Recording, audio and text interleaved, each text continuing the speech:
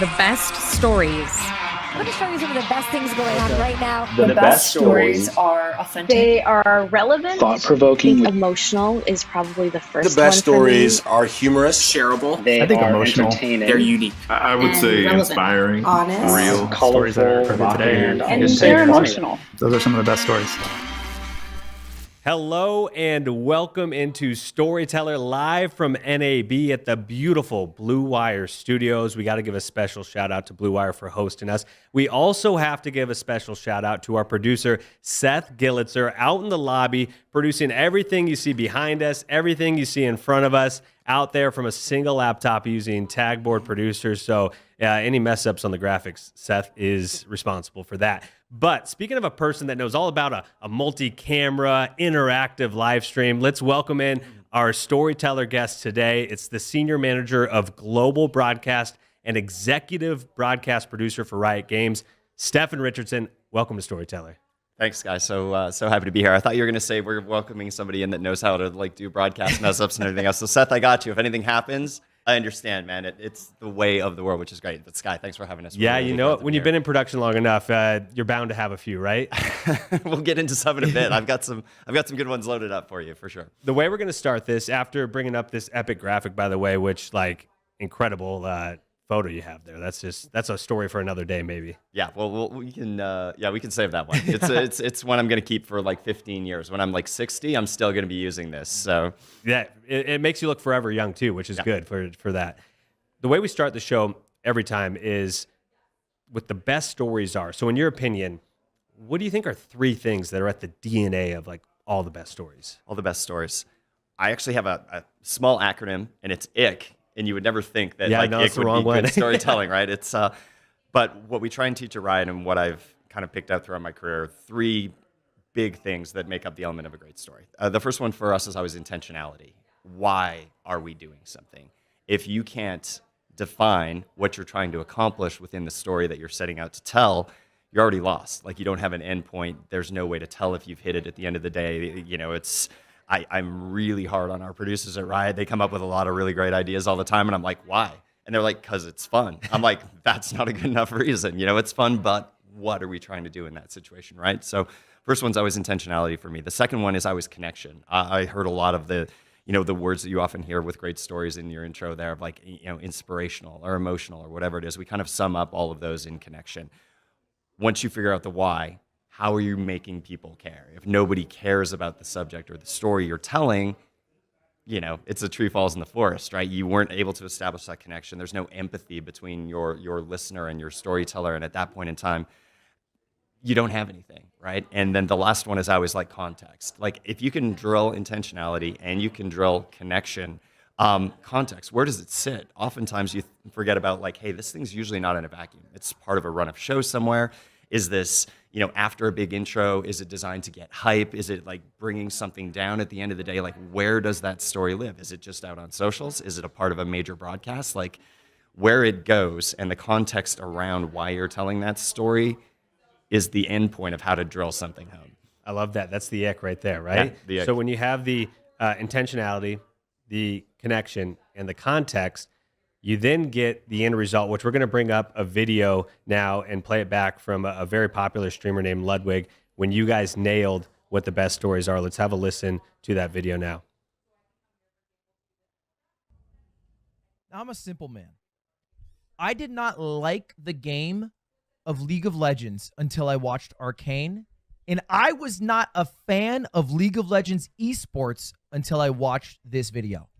That's it. Those are the facts for me. And I don't think I'm alone in either of those sentiments. But all of a sudden, these two no-name people for me in my universe suddenly mattered. And these two teams from Korea who I had no connection with that live across the little pond we call the Pacific Ocean were so important.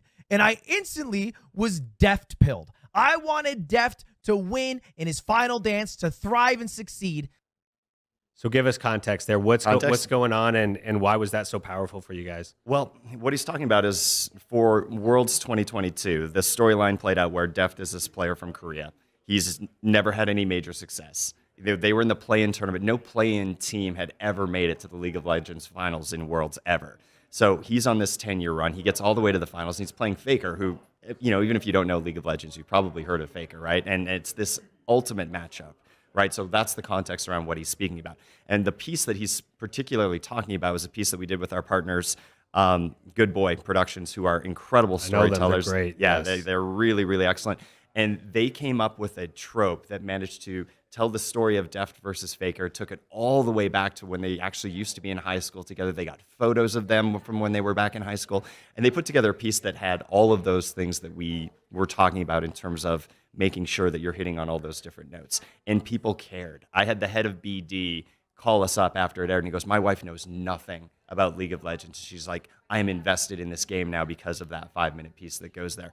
And, the context of where that piece goes. So we got the connection. We got the intentionality we're trying to do. It sat in the show right after the giant opening ceremony. So Little Nas X comes out in San Francisco Chase Center, blows the crowd's mind, right? At that point in time, we don't need more hype. We need to set up the story of these two teams playing against each other. So we took it way down at the start of that piece, started with the story of them being back in high school, spent some money on some VFX to allow them to pull some like Marvel level, stunts at the top of it, like grabbing photos out of thin air and doing some pieces like that. But then it had to ramp back up at the end for the like team intros and bring the players out. So it had all of those different pieces. And when you get lucky enough to do that, and it doesn't happen often, I say those 3 pieces like, hey, yeah, every story should have this. If you get all 3 of them and you drill it, every once in a while you get that kind of reaction from the community. You create fans that weren't there before, like Ludwig, who wasn't a League of Legends esports fan until he watched that piece, but he's now sitting in the crowd amongst all these people that do it. We heard people behind us, and I was in the bowl like watching it air. There was a guy, and he was starting to chat about 15 or 20 seconds into the piece, and his girlfriend literally turned over and shushed him behind us. She's like, I'm trying to listen to the story, and I'm like, okay. And at that moment in time, when you get it all right and you get lucky enough to be a part of a story like that, you end up with those kinds of reactions. F-bombs are allowed too on the show. So, great. Yeah, if you want, let them fly. Trying to keep it classy here for you. That's good. So, I mean, when you're telling that story, also, obviously it's clear what the power of a good story is, and then I think to how that could grow, your audience, and then I think of other examples of like how Drive to Survive helped Formula One turn into what it is today, and it's because all of a sudden people care about these drivers. Right? Honestly, you could not care at all about the actual race that's happening, but you care about the drama that exists, and they've done a fantastic job. They've set the bar for storytelling. F1 and Drive to Survive has become the thing, to the point where even at Riot, we're in meetings, they're like, what's our Drive to Survive? I'm like, give me the money Drive to Survive has to produce their show, and we'll give you Drive to Survive, but they do a really excellent job of like creating those stories and creating that fandom and making people care. We want our audience to care, obviously, about you and have a connection to you. So give us your story. Give us maybe a story that best sums up who we're talking to today. Oh, man. My career has been fortunate enough and long enough now. There's a lot of stories in there that I could go to in that situation. But I think it's, finding a way. Always. I think that's a theme for everybody, especially when COVID hit, especially when everybody was forced to go to remote production, especially when everybody was trying to find new ways to do things, right? You find a way, if you care that much about the story, to keep doing those things. I can share a quick one where, like, hey, I was working at Disney, and we'd created a really good team, and we were generating a ton of really great content where we were creating 95% of the clicks that Disney Social was like getting across different things. And one day, a new VP had come in, similar to the environment over there at Disney right now. And he's like, your whole team is done. And we're just like, what are you doing? What do you mean the whole team is, what are you going to produce? But you find a way. And then out of like that moment, it was like, well, hey, our whole team got let go. And then Disney called me back a month later because they had a premiere coming up. I forget which movie it was. I think it was Beauty and the Beast or one of the other ones. So they're like, hey, can you come back after we just fired your entire team, done Beauty and the Beast? And like the light bulb goes off, right? Like, hey, there's still a need for this, right? So then you start to form your own company. You pull in all of those people that were really great that you work with, and you like come back at a situation like that with the same kind of fervor and passion to tell those stories. And I think for me, especially throughout the different like spots I've been, whether it was Extra or TMZ or Disney or my own company or now Riot Games, I love the moment so much that I just want to find a way to always keep telling those stories. And it doesn't matter if it's like a budget issue. It doesn't matter if it's like you don't have the right team members. It's like, if you care enough about storytelling and the product, find a way to like keep making those connections for people. That's awesome. And you mentioned how robust your resume is. We actually have a segment that we call Resume Roulette. Oh, nice. We don't have we have to play game. It's Vegas, right? It's Vegas, baby. So we're going to bring up a roulette wheel here in a second. But you mentioned it, Extra, TMZ. You started Ones and Zeros Productions, your own company. So basically, I've broken it out on my little sheet here, and a number that we get is going to, we're just going to pick one of your stops. So we're going to bring up the wheel here. Nice sparking wheel. It's a little different color scheme than what you're going to see out there in the casino can I bet floor. Black or red here? What's the situation? No, everything's blue. It's dark blue or light blue. I want all my money on blue. Yeah, there's not even greens here. So we're going to roll the wheel. What number? What's your favorite number? 22. It was the number I wore when I played hockey. It's my birthday. Come on, 22. Let's do it. We didn't know 22 in advance. What did we end up with? 23. Whoa. Wow. So close. So close. That's all right. Hey, that's okay. So let me look at my little sheet here. 13 through 24 was all about your time at TMZ producing a daily half-hour sports show. What's a good story there? Oh, man. TMZ Sports is a thing. First of all, I got to shout out Harvey Levin, wherever he is in the world, head of TMZ.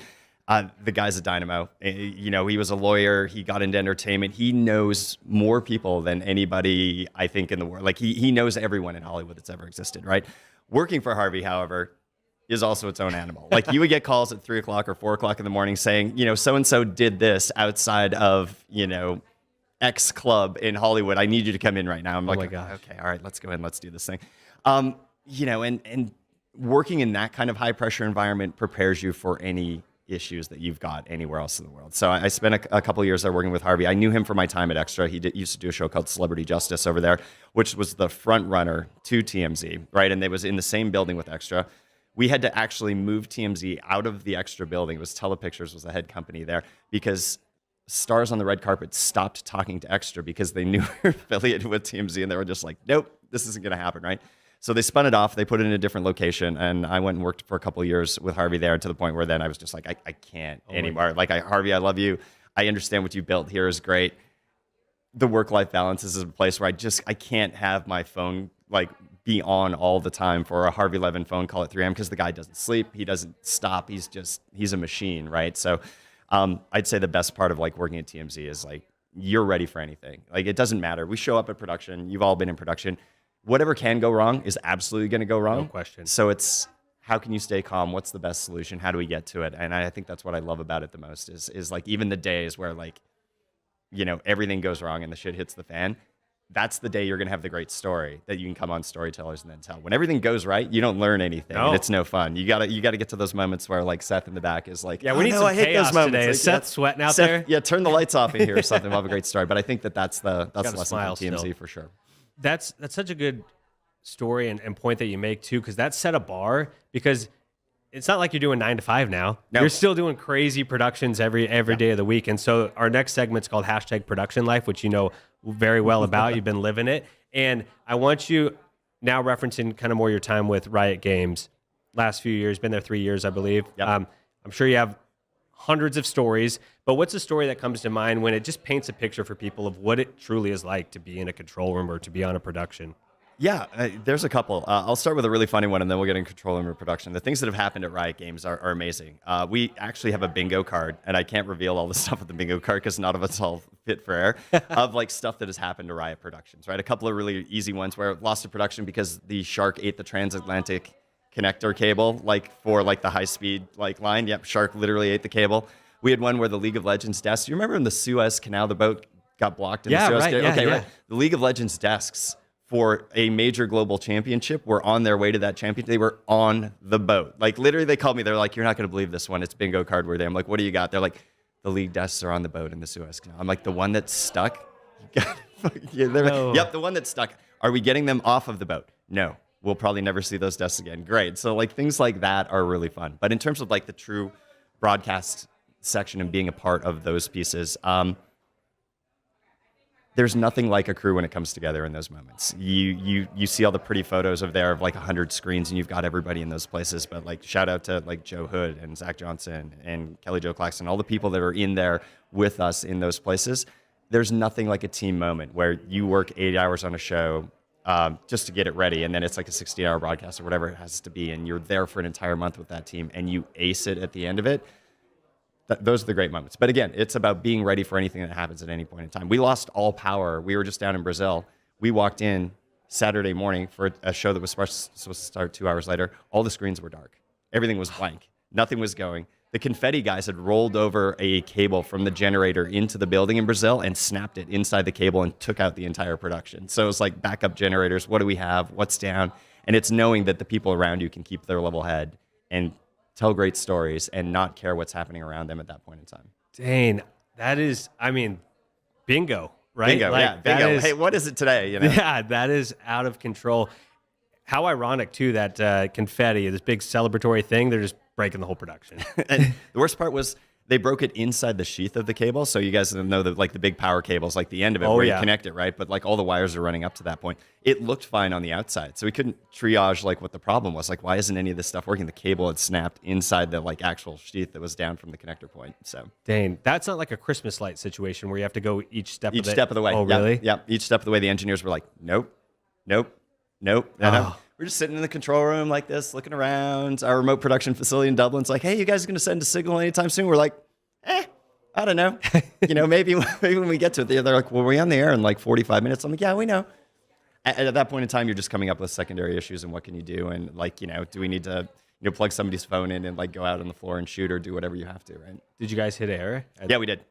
Wow. We did. They figured it out just in time. Dang, did you ever get the desks off the boat, or those no one's ever seen them? I don't think anybody's ever seen anything that was on that boat ever again. So that's wild. Yeah. That is awesome.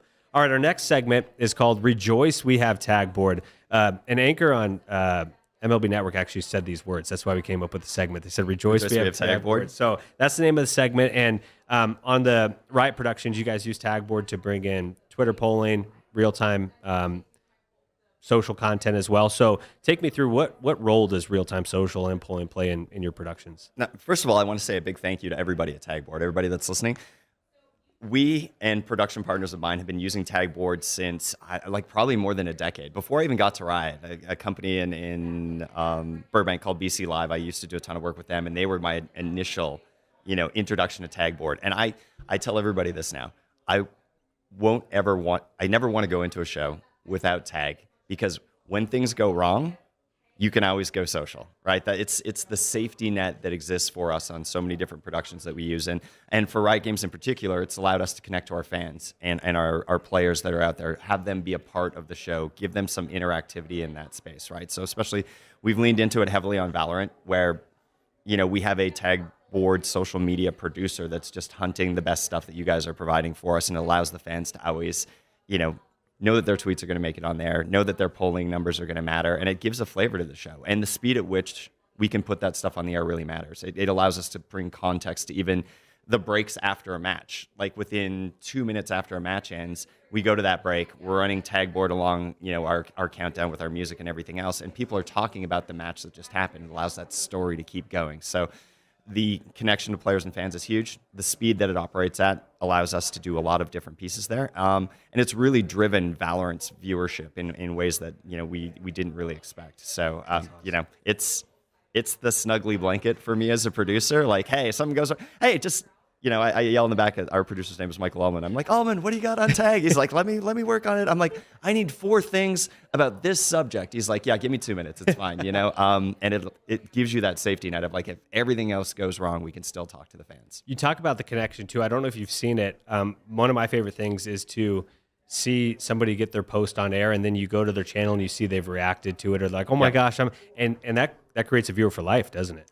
Yeah, I mean, they feel like they're really a part of the show at that point in time. The number of posts that we have that are just like hashtag, Val whatever, please put my post on the air, and like we try and do that as much as possible, right? You want the people out there to know that they've been heard, and especially it's such a priority for Riot. Like it's like the company's mottos are all about player first, fan first. Every decision that we make is within the context of like, is this serving our players somehow? And Tagboard allows that connectivity and a way for us to do it that we wouldn't be able to do without it. You guys have actually tested our QR codes and analytics around those. What does the QR code play into your production? How have you seen responses to those? Yeah, I mean, we used to just do like, hey, the standard segment is like just a pick 'em at the end where the hosts or the talent are like, who do you think is going to win this matchup, right?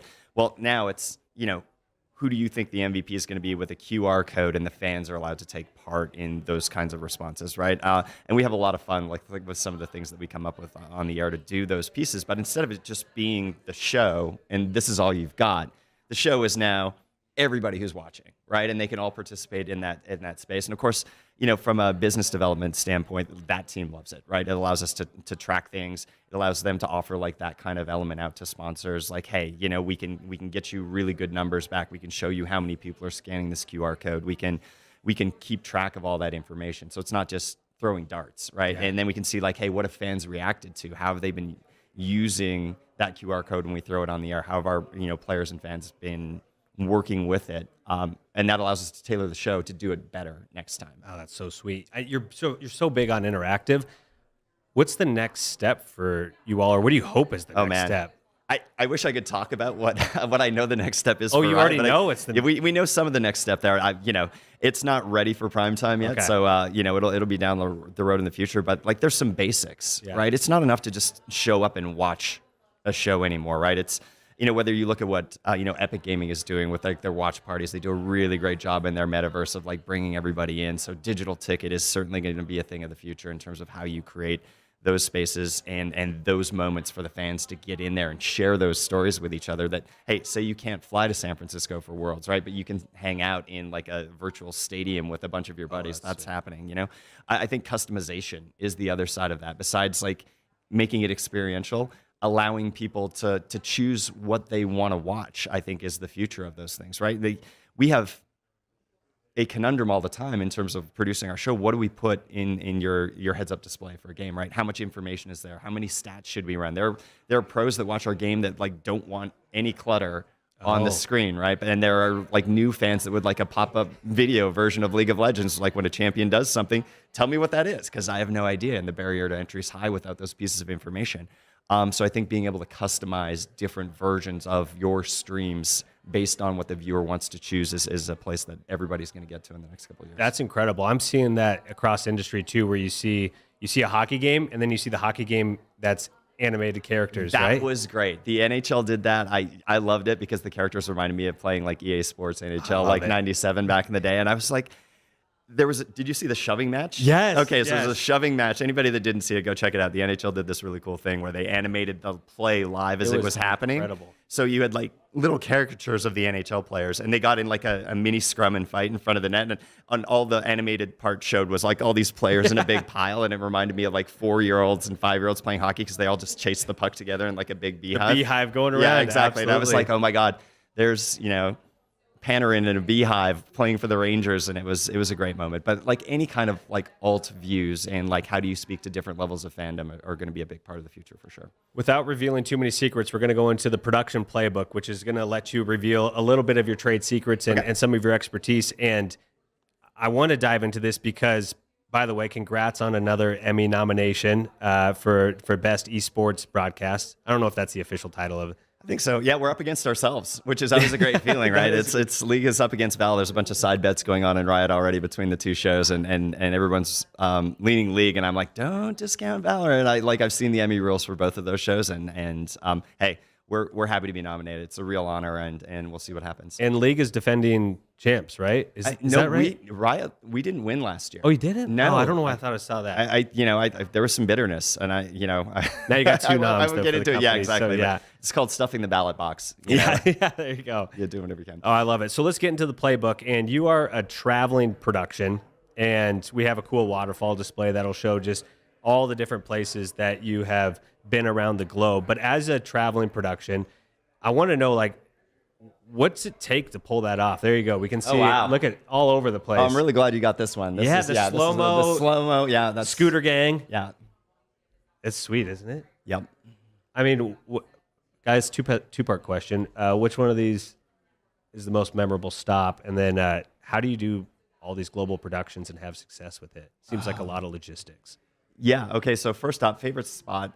Everywhere has great stuff, right? So I don't know if I have one favorite spot. Getting to know Iceland was great. We were there for a couple of different shows in the COVID era because we could actually get players in and out of Iceland. Everyone's like, why is Riot continually going to Iceland?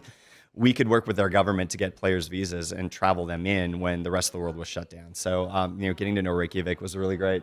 The beauty of it, I love to hike. I love to go around and see different things. So we always try and take a couple of days afterwards. And the landscape there was like stunning. So you call it touching grass, right? Yeah, I noticed that. Yeah, I like that. It's the esports, like you're not staring at a screen vision of things. So I love Iceland, and it was a lot of fun. But getting to see Turkey and Istanbul was really incredible. Like it's the cradle of humanity. They have we were talking about this at a dinner actually last night, where there are signs that were like, settlers were here like 1,600 years ago, and getting a chance to see like where humankind came from, and like one of the oldest cities in the world was really great. Dang. So your global traveling production, like you mentioned already, stuff getting stuck on a boat. Mm-hmm. What would you say is like the biggest key? Is it just go like what you said earlier, as far as just find a way? Yeah, and Riot's really blessed. They made some investments in some really big pieces. So like global traveling production is made possible at Riot by a couple of different things. We have a facility in Dublin called Striker, which is like it has like 5 control rooms. It has all of this stuff. We can run multiple shows out of it. Alison Gormley and her team over there are really incredible. And that combines with what we call Riot Direct. Riot invested in proprietary internet bandwidth and pipes around the world a few years ago, which allows us to go small scale on site and then send everything back to a bigger production facility to go remote from it there. So the key for us in those spaces is obviously that connectivity. We have to have it. If you don't have that connectivity, like Istanbul, Turkey, notorious for terrible internet in that country, took our Striker facility out of play because the internet lines are so unreliable that we couldn't do the show remote. And at that point in time, it's having experienced people that know your show, that are good at their jobs, that can think on their feet, honestly. And it's really hard to find. The Valorant crew and the League crew, we've kind of like grabbed these people and we just give them year-long things. And we're like, hey, have you locked down this EVS operator? Have you locked down this director? Have you locked down this TD 2 years out? Because we know that no matter what happens, those people are so good and so passionate about storytelling and about doing their jobs that they can get it done once they get on site. And they know it's 70-hour work weeks, 80-hour work weeks when you're there, right? They know it's 2 days of rehearsal if you're lucky. For Istanbul Champs, we had crazy production issues. The point where like the lighting team, and this is nothing against that particular lighting team, Istanbul based, they put all the lights in, but they didn't put any of the control modules in for the lights, and we had to bring them all back down out of the ceiling and redo all the lighting, right? It turned into an hour and a half of total rehearsal time for the broadcast team going into the biggest Valorant show that had ever existed, right? An hour and a half of total time with all the lights up, all the cameras up, everybody going. But because that team and those people are so good at what they do, they're like, hey, it's going to look like a first dress rehearsal. Let's just roll with it. Everybody stay with us. Let's take it slow.